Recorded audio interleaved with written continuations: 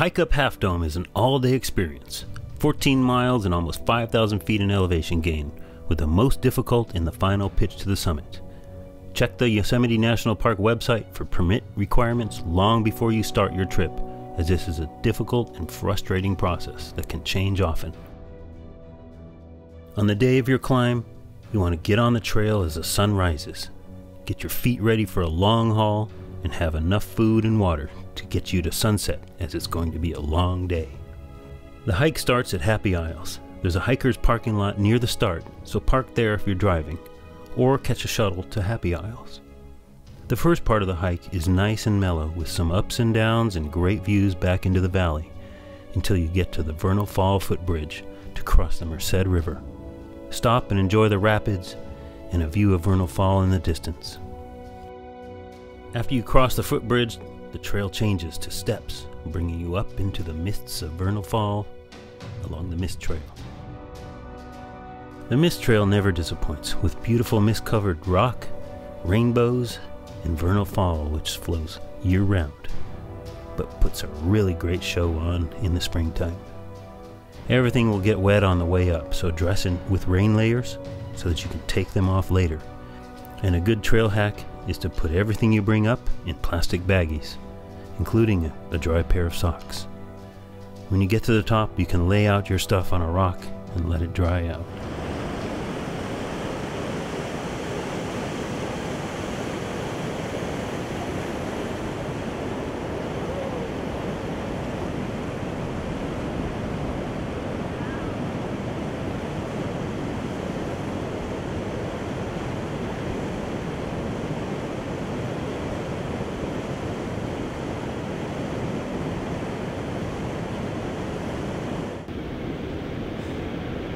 So I'm about halfway between Vernal Falls and Nevada Falls. That's Nevada Falls right back there. I just want to talk a little bit about hiking poles. There we go, hiking poles. You don't want to hike without them. There's a few reasons. Number one, energy. You can transfer about 20% of your energy from your legs to your arms just by using hiking poles. Number two is stability. When you're hiking over rocks and you got poles down, it's a lot more stable. You're a lot less likely to twist an ankle, hurt your knees. Number three, when you're on your way down and you're really tired, that's when most injuries occur. You can extend them a little bit, use them like canes. Hiking poles. You don't want to hike without them. The next part of the journey is Nevada Fall. The trail up to the top of Nevada Fall starts with a beautiful trail through the trees next to the raging waters below the falls. When you reach the base of the falls, the trail steepens dramatically as you climb switchbacks to the top. The top of Nevada Falls is another great place to rest and eat some lunch. Get yourself filled up because you still have a long way to go. The top of Nevada Falls is a halfway point in your climb. Check yourself here. If you're worn out, turn back here and you have just experienced Nevada and Vernal Fall. Nothing wrong with that. Alright, so I made it to the top of Nevada Falls. I got about a mile hike to go to get to Little Yosemite Valley, but right now I'm going to go out on this rock and take a look down.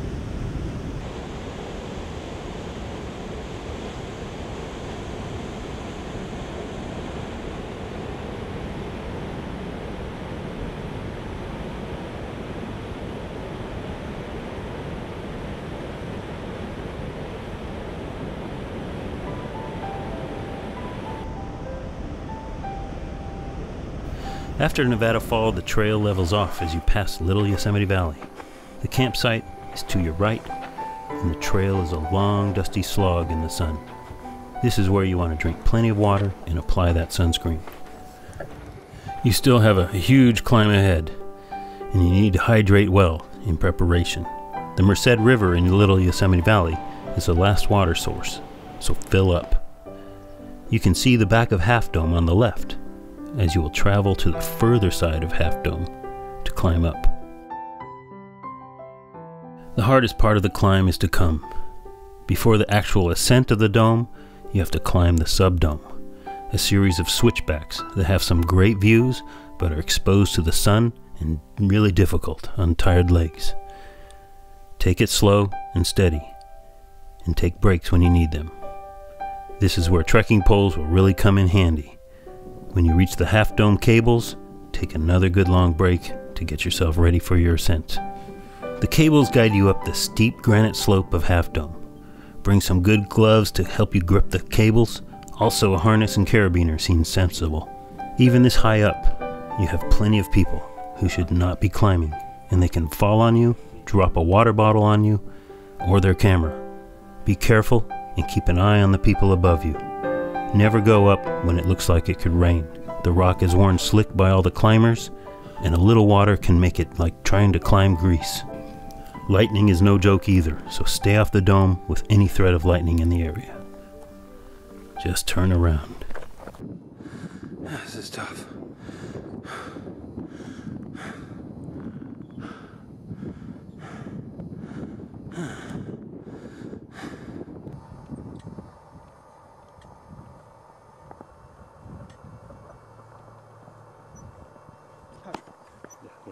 Don't fall now. Awesome. Good work. The top of Half Dome is a sprawling 360-degree view of Yosemite. It's not the best view in Yosemite because it doesn't include Half Dome, but it's pretty cool. Do everyone a favor and don't be a loud jerk up there. We're all there to have our own experience, and loud screaming is appropriate in concert halls and sporting events, but not nature. Try quieting what comes out of you and allow nature in. Here we are, top of Half Dome. Whew.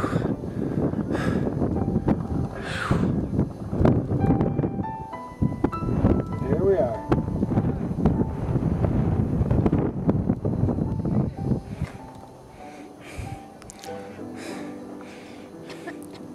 Rugged mountaineer taking his cell phone out. Call the wife. Calling his wife.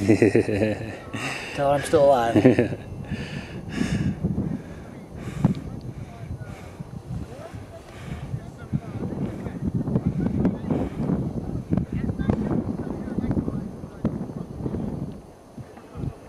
Hey, how are you? Yeah, I've got a pretty good view where I'm sitting. Yep. Yeah.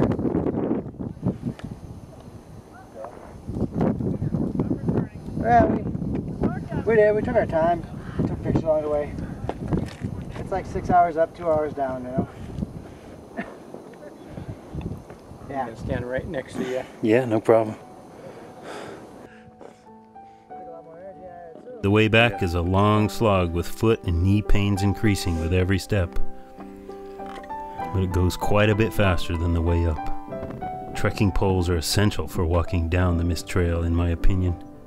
And don't take the John Muir Trail unless you have to, because you actually have to climb in elevation after the falls, which really sucks on sore legs. Even the small rolling hills at the bottom that were so easy on the way up are brutal at the end of the day. You'll be alright though. You did it. You climbed Half Dome.